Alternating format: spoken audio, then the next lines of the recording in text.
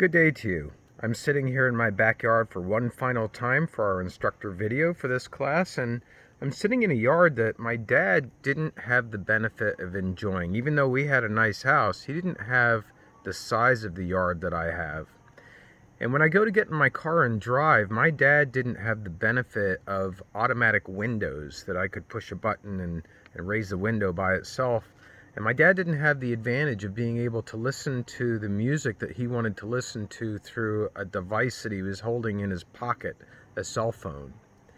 And if I wanted to have medicine delivered during this pandemic, I can call CVS, and CVS will bring that medicine to my house. And that's something my dad didn't enjoy also. Did my dad have an unhappy life? No, that's not what I'm saying. What I'm trying to do is provide an entry point to this chapter by describing how, over time, the development of the human condition has improved. Our lives are easier today. We have more access to education and to medicine than we've ever had before. We have technology pushing the boundaries of what is possible with gadgets and vaccines and all kinds of other explorations of mining and other sides of the earth and other planets. So we have it better today than we've ever had it, but it does not mean that there are not problems today that we still face. And that's what this final chapter tries to end up on as a note, tries to end up on a note of future challenges. That's what we're looking at today in our final instructor video. We're looking at future challenges that face as we've pretty much been through the cultural barriers that exist in the previous chapters that we've studied in this class. We've been talking about the barriers, the things that we need to overcome, the things that we need to understand so that we can have a better interaction between cultures that are otherwise different from each other. And so now we're going to wrap things up by talking about what are our main challenges that remain as we look towards the future. If you look at the world economy, which we will be highlighting shortly, let's just remind ourselves that the U.S. is still the largest world economy. So there's a lot of looking to the U.S. to be a main driver to correct some of the deficiencies across the planet. Let's remember also that when we started talking about this subject, intercultural communication, that we noted that in the past, the physical separation of people made the differences between them seem more accentuated. Because the people were so far away in another place, they must be really, really different from us. Those physical differences highlighted the mental differences that people thought existed between each other. But today, because theoretically we are all in touch with each other, we can all be in touch. Even if you go to the farthest reaches of Antarctica, you can still get a radio station. You can still probably get a cell phone signal. We're just potentially in touch with each other all over the world. Even though we are potentially in touch with each other, our challenges are to understand cultures that are different from us, so that we can work interdependently to solve some of these global issues, these global problems, these global challenges that we're going to be talking about. And let's bring back up the term that was contacted by Professor Pratt, the term of contact zones. This is where cultures come into contact with each other. And today that happens on the internet, social media. It happens in marketplaces, buying and selling of goods, a stock exchange, etc., invested in. It happens in the exchange of goods. When you buy a shirt that's made in China, when you go out for a Mexican meal, exchange of goods. It also is the interactions of people traveling to other countries, people receiving guests from other countries. That's how the contact zone is facilitated today. So it's a really wide open space, right? But here are the problems. At least these are the problems that Fred Yant says. So religion is number one. There are still many conflicts across the world that are religious based. He focuses on the Hindus and the Muslims in India, and in particular the region of Kashmir. But we have only to look at religion across the Middle East, Jewish people and Arabic people, Shiites and Sunnis, Christians and Muslims. Here in the United States, it was actually a strategy to negate the authenticity of President Obama by raising whether he was a Muslim, as if that would have automatically been a bad thing in a world where cultural differences are truly characterized. He is not, but the idea of using that as a way to diminish the standing of a person highlights the division between Islam and Christianity that exists in our own country. So there are lots of problems with the religions still across the world that need to be overcome. A second area that needs to be overcome in our continuing strive to have better intercultural communication is class. And that's your economic position in society. And there's a study that Fred Yant cites by the Credit Suisse Research Group, and they have found that 1% of the world's population controls 45% of the world's wealth. Almost half of the world's wealth is controlled by that tiny, tiny, tiny portion of people, 1%. And if you look at super wealthy people, which is not really defined in the chapter, I imagine it's in the billions. Super wealthy people, the U.S. has 46% of the world's super wealthy people. So you can see how our country is looked at as a shining example of how you can become rich and famous, although, as we've noted in a previous instructor video, it's not so easy to get into that super, super wealthy category. A consequence of this big wealth disparity, we have wealth disparity. If you have only 1% of the world is controlling 46% of the wealth, that means the inverse is true also. That means there's a lot of poor people. And the consequence of the wealth disparity, at least one of the consequences, is world hunger. You take places like sub-Sahara Africa. There's lots of deserts there. The land is not easy to grow on. Getting the land irrigated is not easy. The water is hard to come by. Also parts of Central and Southeast Asia, parts of Latin America, and the Caribbean. We haven't focused that much on the Caribbean in class. The Caribbean struggles even with identity in this area because they are islands. They are not countries, but they are not entities either. They are islands. They are something completely different. And they have their own struggles, especially when you have hurricane ravaged areas like Puerto Rico, of then feeding themselves afterwards. We also know that when it comes to class, when people tend to enter the middle class, that's where what we're trying to do to get people up from the poor class into the middle class. When people enter the middle class, they tend to start eating more meat. And meat is requiring the use of land to have the livestock in order to produce that meat. And there's a finite area of land that is able to be used for that purpose. And China, just an example of what it faces, it has 20% of the world's population. 1/5 of the world's population is in China, but only has 9% of the world's arable land that you can plant things on. 9% to feed 20%. So China has some feeding problems, which causes it to enter into relations with the United States of purchasing grain, right? This is how international relations are facilitated. Yet another challenge that Fred Yant perceives is the area of gender. And he talks quite a bit about women in this chapter and how women really are the most economically disadvantaged. And particularly in the United States, if you're a black woman, as one of the students in this class has pointed out, the health care and the funding available and the success of treatment is far below even black males. So when you intertwine gender with race, you also have more disparity that needs to be overcome. In general, countries that have high fertility rates, they tend to have greater economic disparity for women. So that is to say that if there's a high birth rate, right, more children are being born in the country, then that country is also likely to have a greater gap between people who are well off who are women and people who are not well off. Now, I mentioned ethnicity a moment ago and skin color. That's another area that Fred Yant separates out as a future challenge, is race and skin color and ethnicity.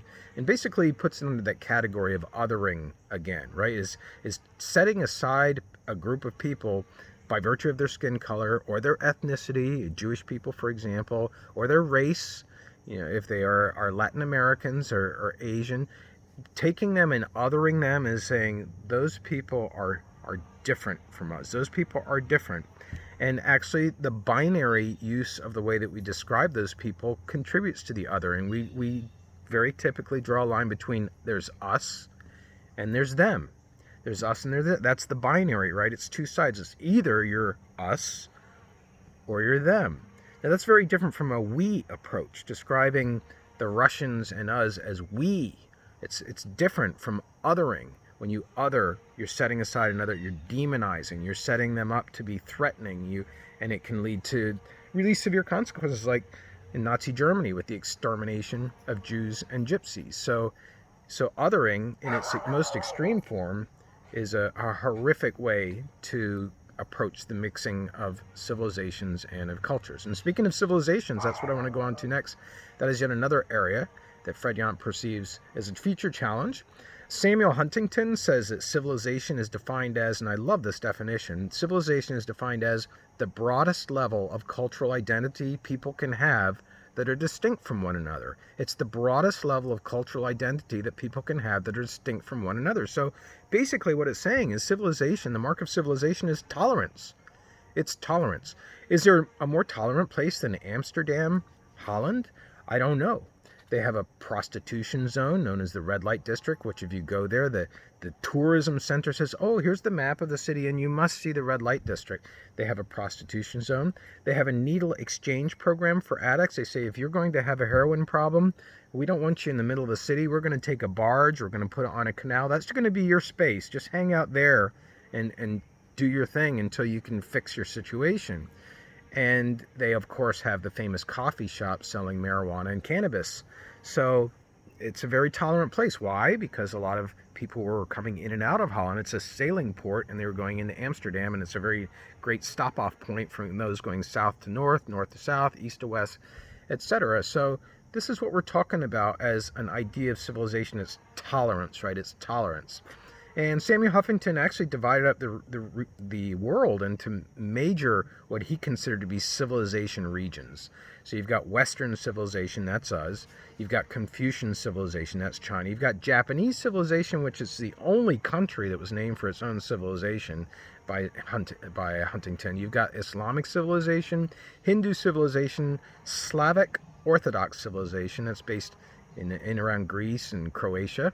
And you've got Latin American civilization, which seems to be a very broad civilization. You've got African civilization, which again is very, very broad. And his contention is that these civilizations, they interact, but they remain separate from each other, right?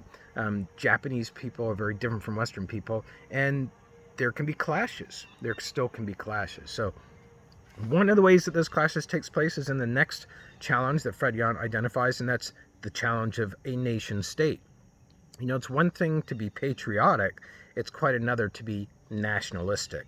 If you are patriotic, you either love your country or appreciate your country or grateful for your country or happy with your country, those kinds of feelings.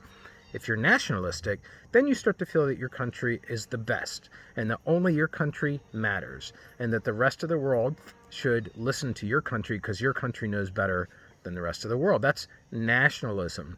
And we see that rising up all the time. That, again, Nazi Germany is often cited when we talk about conflicts as it's an easy one to talk about, right? Because so much went wrong.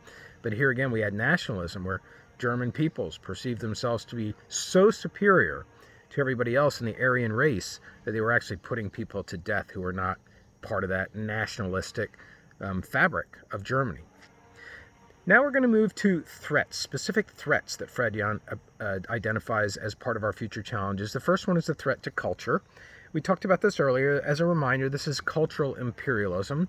The threat to culture occurs when the spread of products and ideas and media into other countries starts to weaken those cultures that are on the receiving end. And a lot of those cultures don't realize what's happening. They're just, happily taking in the products, but their culture starts to get weakened. And so you can ask a question, is it possible for a country to absorb a new idea and product and not be weakened? And I look at the Mexican restaurant here in the United States. When you go to a Mexican restaurant like Moe's, for example, in the United States, you see these people with their gloves on, and they have these bins of guacamole, and they have some chicken in the sauce, etc. It's all very antiseptic. Then you get these plastic knives and forks, and then you get to the end of the counter, and then you sit down and you eat that at a table in the restaurant, or you take it with you and you eat it in your car. So that's the way that we're eating Mexican food somewhat in the United States. So if you go to Mexico, you'll find the tortilla shells are much smaller and thinner. Sometimes you even get 2 tortillas because they're so small for a taco. You get a little plastic plate from a food stand, and there's a plastic bag that's put over the plate so they don't have to clean the plate because they're selling from a food stand usually without running water. They may have some water there in a pot for washing up. And then the guacamole is going to be much fresher. The tomatoes are going to be much fresher. Everything is, generally speaking, going to be fresher than what we're eating here. And then you take it off to the side and you stand and you eat it. So the way that we eat Mexican food in the United States, one could argue, has not weakened our culture. It is not causing us to stand in the streets and eat Moe's Mexican food. We are still driving our cars. That is, American culture is driving the automobile. That's what we're talking about here with cultural imperialism. Is the reverse true? Is the American style of eating, is that going to weaken Mexican culture? That's another way of asking the question. So threats to culture, and specifically the way people eat, which I've highlighted a lot in this class, but also the way that people celebrate holidays, the way that people dress, the way that people treat each other in relationships, the way that politics are conducted. This is the bigger, greater, grander picture when there's a threat to culture. Now let's go into the next threat, which is the threat to the environment. There are lots of threats to the environments of across the world. I say environments there meaning more micro environments. You've got deforestation that's taking place in Brazil. Why is that a big deal? Well, because we have lots of species of animals that are going away and could be in danger of becoming extinct. But more importantly, where do we get our oxygen? We get our oxygen from trees, right? So the Amazon forest is being taken away for farmland. That's a threat to the global scene. Then we have overfishing, fishing too much in waters. If you go to fish in New Jersey today off the beach, it's difficult to catch a fish. So many people fishing. Fish have to have a chance to regenerate, right? There's a crab that you can eat in a store called a stone claw crab, and it's a sustainable crab, if you can consider what that is. What happens is you pull the crab claw off, and then the crab grows a new claw. So you're not losing the crab, it's regenerating itself, right? That's what we're talking about here with overfishing, is when you take fish and a fish is not able to repopulate itself. Then we also have pollution. Pollution is a big problem across the world. Well, boy, when I was in China, my eyes were burning all the time outside of Beijing. The water that ran through the city had a green color to it. There was a haze on the horizon. Same in California. When I was teaching out there for 3 years, I used to come down out of the mountains of Crestline down into the basin of Los Angeles. And when I was coming down on the mountain, I could see the carpet of smog that was over there. So we have pollution all over the place. We've got pollution from fracking here in Pennsylvania. Fracking is that process of blasting chemically laden water into the cracks of slate to blow those cracks apart and pull the natural gas out. That's what fracking is about. And the runoff from that, the poisonous chemicals, are going into our streams. So we've got that. We've got the carbon footprint problem and global warming, the temperature constantly rising. The U.S. contributing a big percentage of the carbon footprint. 16% of the world's carbon emissions are coming from the United States, even though we have only 5% of the world's population. Where are the carbon emissions coming from? Coming from a lot of these gasoline-powered vehicles that we drive, coming from the factories that we have that are burning fossil fuels, and coming from farms. A lot of the wastage from, the excrement, to just say it in its biological term, from cattle. Yeah, that's where a lot of the carbon emissions are coming from. And then there's a problem with water use as well. Boy, the Colorado River is something that people are fighting over out in Colorado, California. Who's going to get some of that water? How much can you pull into it?